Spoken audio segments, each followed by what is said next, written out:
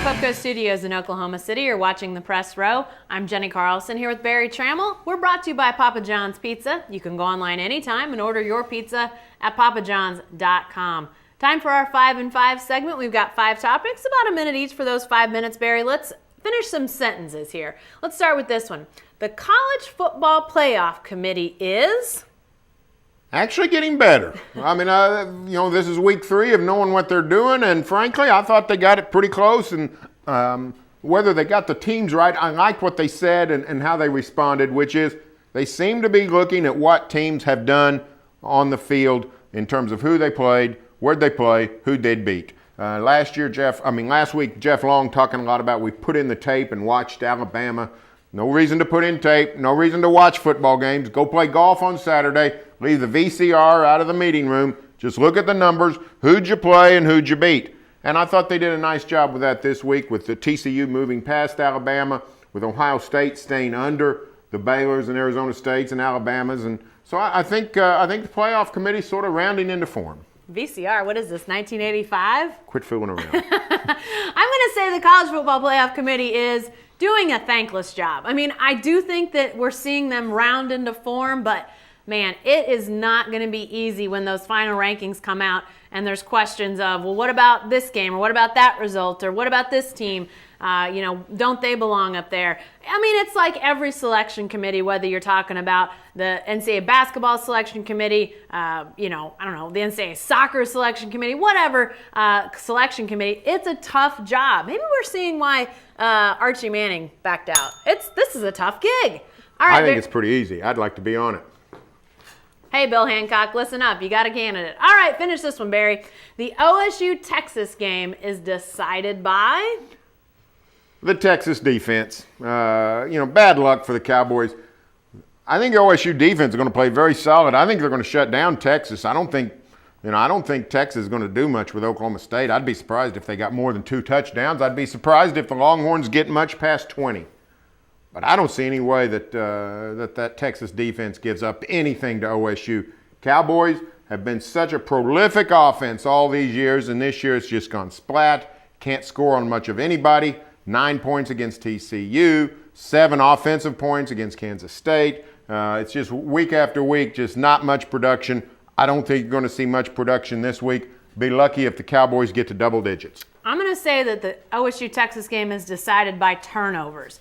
In these games that OSU has lost, the turnover margin has been skewed largely towards the other team. They've had more turnovers, plus by at least 2. So I think OSU has got to limit its own turnovers. Dax Garman, no interceptions, can't be throwing the ball to the other team. And I think if you're OSU in the defense, I know Texas is going to just try to pound the ball and run it, but you got to try to rip it out. You got to try to intercept it if Tyrone Swoops does throw it. I think the OSU defense has got to come up with 1, maybe 2 turnovers. I think this game gets decided by that turnover margin. All right, Barry, what about this one? The biggest impact of going to a bowl is, and we're asking this because of OSU obviously trying to get bowl eligible. Well, I will say for OU and OSU at this point in time, in this era, the biggest impact of going to a bowl is you're not sitting at home not going to a bowl explaining why you didn't win 6 games. It's become such commonality. I mean, it's expected in Stillwater. It's always been expected in Norman. But, the idea of the extra practices is good. The idea of the exposure is good. The idea of rewarding the players is good.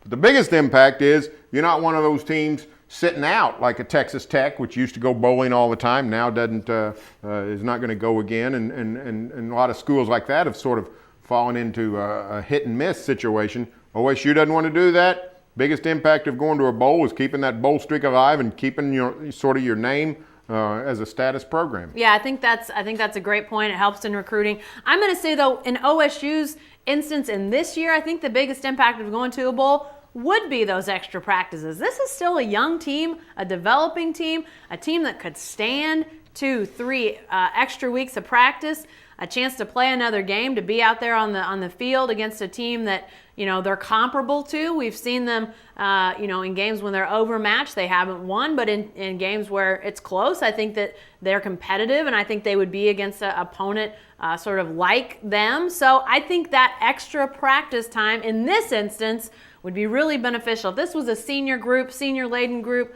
maybe not. Maybe the impact of going to a bowl would be more about just that reward, that status. But I think in OSU's case, I think it actually could help them out when it comes to practice time. All right, Barry, our fun question of the week. Hey, it's gotten cold outside. So, what's your favorite thing about the cold weather, Barry? Well, I don't like the cold weather at all, but there are some good residual effects, and one of them is wardrobe. People tend to dress better, and you know, in the summer, people tend to not wear as much clothes. Sort of let things go. Frankly, you know, a good percentage of the population needs to wear more clothes, not less. So I think that's generally a good thing about cold weather is people bundle up and a little bit more appealing to the eyes. Oh my goodness! As I'm looking at my own sweater, you look good. You look good. You look good. But I don't think I look scandalous during the No, summer you don't. either. I really wasn't talking about you. Okay. I wasn't. You know, present company excluded. Okay, I've got 2 words that are my favorite thing about the cold weather. Are they 2 words? Yeah, I'm just making sure that one isn't a 2-word, making it 3. It's 2, chili, cornbread. Those are my 2 favorite things about the cold weather. At my house, we eat them all the time, but they taste so much better in the winter. They do. Oh, so good. No doubt about it.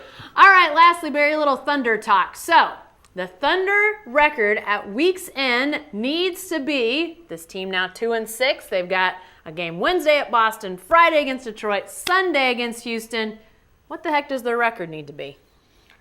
Well, I think it needs to be at least 4-7. They need to win 2. I knocked the bell. There goes the bell. There goes the bell. The record needs to be, they need to get to 4 wins. I thought they could win 3 straight. I thought they could get to 5-5 going into that Houston game with games at Milwaukee, at Boston, home against Detroit. Yeah. They just played awful against Milwaukee. I mean, the offense was bad all night. The defense was a sieve there in the second quarter, let Milwaukee sort of take command of the game. Got to win at Boston, and it would help to beat Detroit. Here's the problem. You know, I don't want to panic this early, but the Thunder can't get in too big of a hole. They can't go handing Durant and Westbrook a 4-16 record for crying out loud. So they need to win some games, and here's a week where they can win some. Yeah, you know what? They played so poorly at Milwaukee that, you know, I felt like Milwaukee was a game they would win and then probably go to Boston on the second night of a back-to-back and be a little bit, you know, out of juice, out of energy. Frankly, they didn't expend enough energy at Milwaukee, so now they've got plenty left in the tank. They got to go to Boston and win, in my mind. Then they got to beat Detroit at home. Home's a place where they seem to be, you know, a little bit more enthused, a little bit better. So you got to win Friday. And, you know, I'm with Barry. I think you got to get to 4.